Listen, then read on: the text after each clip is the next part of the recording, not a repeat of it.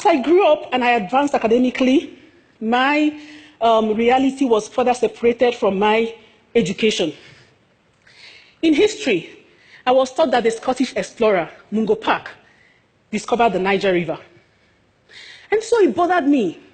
My great-great-grandparents grew up quite close to the edge of the Niger River.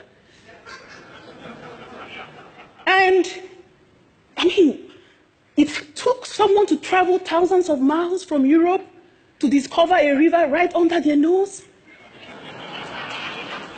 No.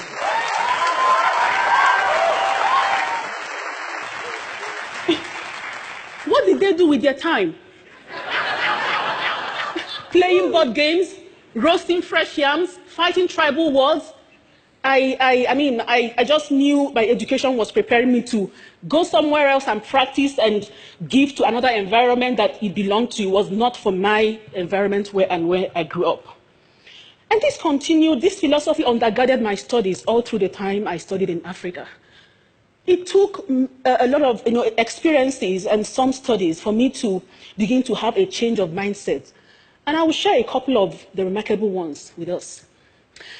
I was in the United States in Washington, D.C., studying towards my doctorate.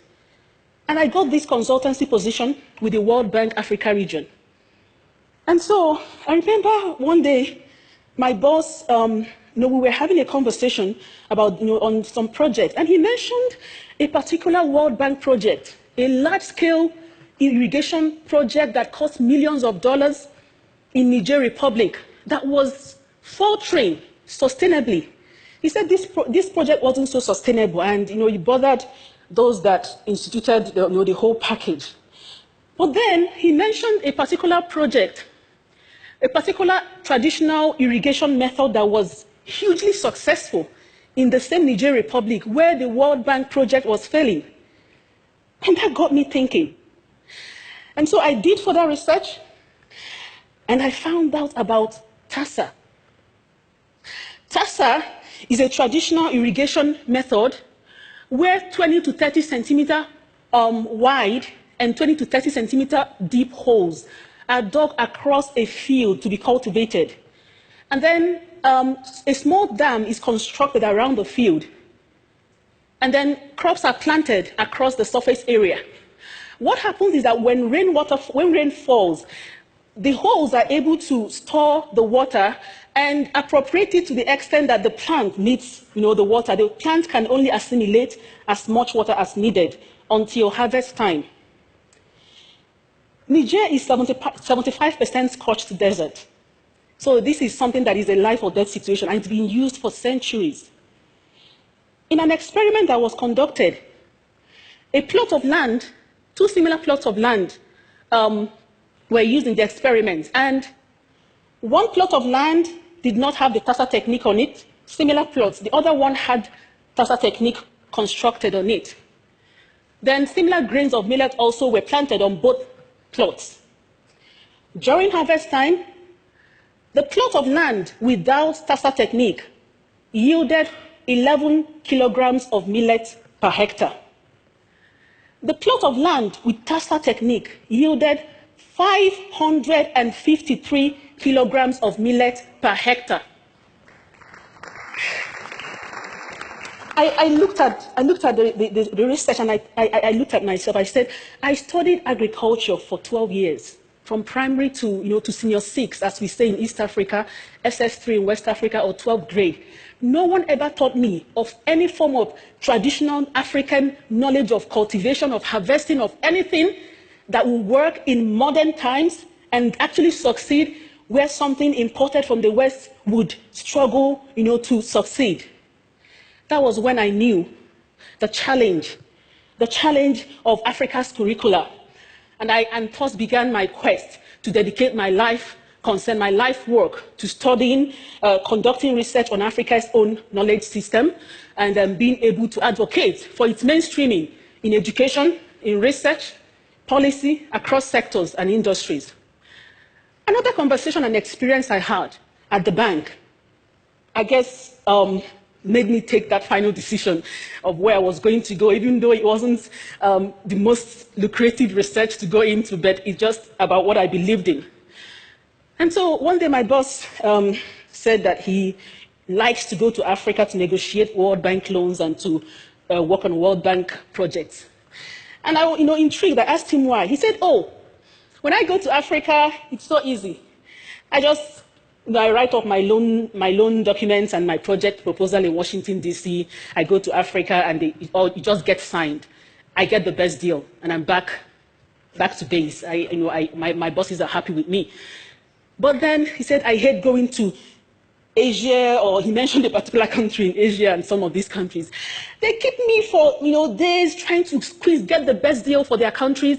They get the best deal. They tell me, oh, that clause will not work for us in our environment, it's not our reality. It's so Western. And they tell me, oh, we have enough experts to take care of this. You don't have enough expertise. We know. And they just keep going through all this. And by the time they finish, yes, they get the best deal, but I'm so exhausted and I don't get the best deal for the bank. And we're in business. Really? I thought in my head.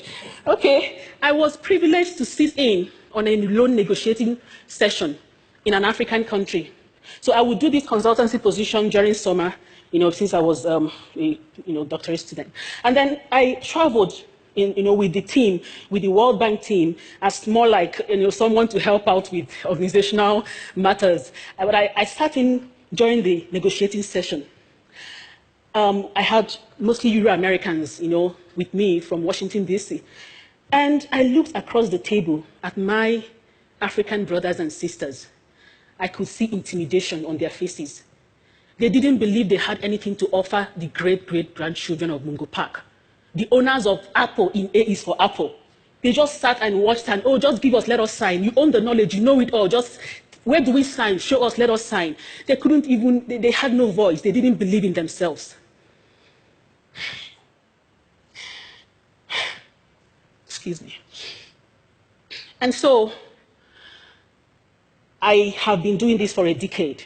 I have been conducting research on Africa's knowledge system, original, authentic, traditional knowledge.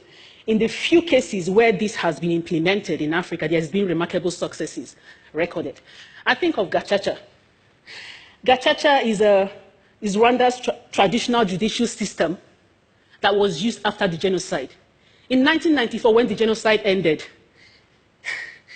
Rwanda's national court system was in shambles. No judges, no lawyers to try hundreds of thousands of genocide cases. So government of Rwanda came up with this idea to resuscitate a traditional judicial system known as Gacaca. Gacaca is a community-based judicial system where community members come together to elect men and women of proven integrity to try cases of crimes committed within these communities. So by the time Gacaca concluded its trial of genocide cases in 2012, 12,000 community-based courts had tried approximately 1.2 million cases. That's a record.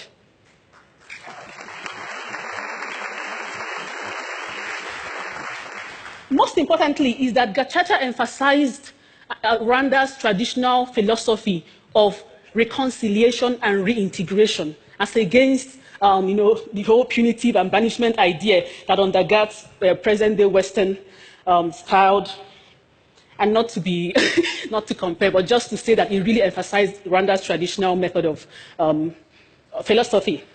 And so it was Mwalimu Julius Nyerere, former president of Tanzania, who said that you cannot develop people. People will have to develop themselves. I agree with Mwalimu. I am convinced that Africa's further transformation, Africa's advancement, rests simply in the acknowledgement, validation, and mainstreaming of Africa's own traditional, authentic, original, indigenous knowledge in education, in research, in policymaking, and across sectors. This is not going to be easy for Africa. It's not going to be easy for a people used to being told how to think, what to do, how to go about it. A people long subjected to the intellectual guidance and direction of others, be it the colonial masters, aid industry, or international news media. But it is a task that we have to do to make progress. I am strengthened by the words of Joseph Shabalala, founder of the South African Choral Group, Ladysmith Black Mambazo, He said that the task ahead of us can never, ever be greater than the power within us. We can do it. We can unlearn looking down on ourselves. We can learn to place value on our reality and our knowledge. Thank you, Asante San. Thank you. Thank you.